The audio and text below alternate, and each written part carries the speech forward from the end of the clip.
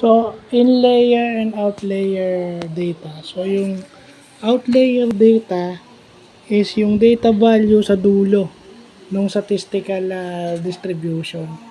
So, kaya nga out-layer yun kasi nasa labas.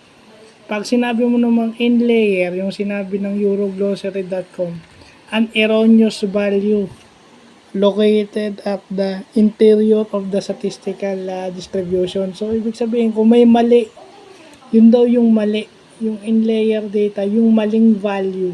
Kasi within the statistical distribution. So, pag sinabi mo in-layer, maling value based doon sa Eurostat.com. So, yun yung mga dapat nating malaman, yung out-layer at saka in-layer data. May mga ganun pala, no? Sa in-layer data, erroneous value. Sa bagay, pwede kasi sa loob ng statistical distribution, within the statistical distribution, so siyempre may mali yan.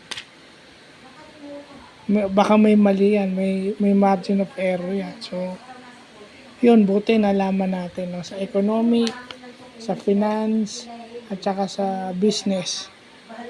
So, importante na malaman natin yan. So, yun talaga ang kinakailangan natin. So, yun lang po.